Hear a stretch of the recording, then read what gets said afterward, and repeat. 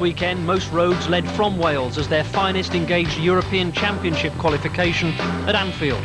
But for one Welsh subject, Anfield is now the past and Wrexham the future, a place where goal-scoring genius is now managerial novice.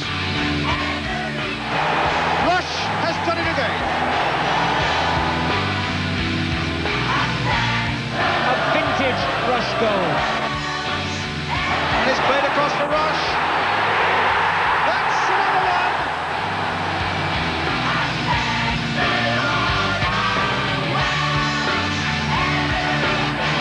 Rush, well, he can do nothing wrong. When Ian Rush became player-coach at Wrexham to join Brian Flynn, Joey Jones and Kevin Reeves on the management team, he slipped into the racecourse almost as unnoticed as he does on a match day. But for him, the move from Liverpool to Wrexham via Juventus, Leeds and Newcastle is the most natural of journeys. When you come to somewhere like Wrexham, you can actually see a light at the end of the tunnel. They had a good team, you know, they were a good bunch of lads as well. So I think when you look at all things like that, you know, the first Welsh club I've played for, and I wanted to give back to Welsh football. You know, they helped me along the way. It's a major boost for everyone. He's caused a buzz, obviously. You know, he is a legend in anybody's terms in world football. And even though he's in the twilight of his career, we're delighted he's come to us. With Brian, Joey, and Kevin, you know, I knew Brian and Joey from the Welsh days. They were in the national team together. You know, and there's always a good laugh. Joey, you always had a good laugh with Joey. One thing I never had done in the 70s was a bad perm like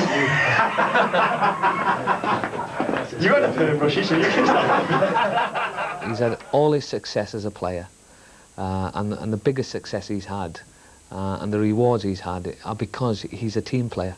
He's never been an individual out on the field. His main success, even though he's got goals and he's been successful scoring goals, you ask any player who's played with him, and he's a great team player, and that's what he's like around here. He's one of the boys. You know, he's part of the staff. He's not a superstar. No place for prima donnas here either, just as all those years ago at Chester.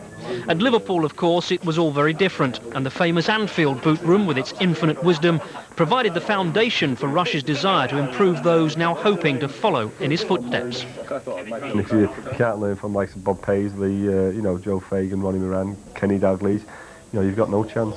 You say things to players here, you know, I'm saying the same things that Ronnie Moran said to me, or Kenny Dalglish said to me. And by doing that, you know, you do install them, and they might not realise what it is that now, but later on I'm sure they'll realise. What he's achieved in the game, he's a winner. You know, he's won 5 league championships with Liverpool, and I don't know how many cups. His record is phenomenal, really, and he can pass all them experiences on to our young players. I think at Liverpool I was most probably spoiled because they had so many good players. It's only when you go to likes of Leeds and Newcastle that you realise, you know, there's a lot of work to be done. I think people at Liverpool don't realise how lucky they are. So, at a club where the turnstiles don't click as furiously as at just about all of his previous teams, Ian Rush is experiencing a gentle introduction to the other side of football. I don't want to throw too many things at him at the moment. I want him to gradually become accustomed to, you know, when you're a player, you come in at 10 o'clock and more often than not you could be away from the training ground by 2 o'clock. Now you're in at 9 o'clock, you might be leaving at 4 o'clock and then getting home and then going to a match at 6:30 and getting in at 10:30 at night, 11 o'clock at night. So there's a period of an adjustment there that I'm sure Ian will settle into.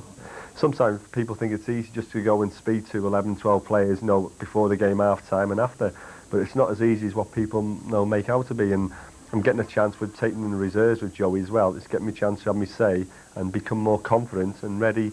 Hopefully, you know, if something else comes along, you know, you're ready to take it. Like all of us who are off the field, we'd rather be on there. And he's kicking every ball, he's passing every ball, he's shooting every shot. And he's taking an active part, albeit on the side. It's great when you go back to, like, I was at Gillingham last week, and you know, I scored my first ever goal there for Chester, and I was on 17, and you go back and realise, you know, some of the grounds have gone now.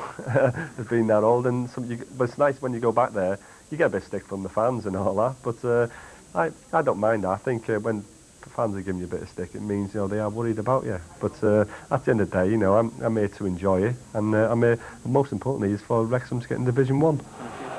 with Flynn taking a back seat, and on days such as Saturday, when injury takes its toll, Rush is on the touchline. And when things go right, it's a satisfying place to be.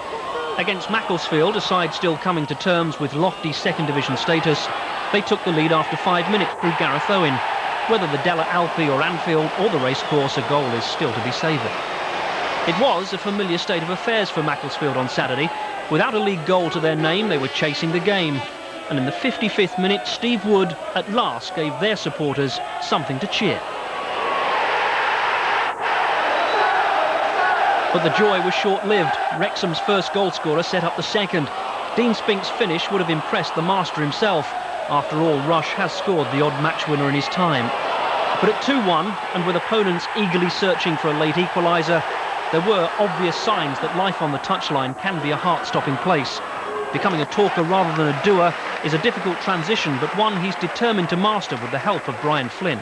And if his career in football management and coaching is half as successful as his football career, then he's going to be one of the best managers and coaches Wales have ever produced.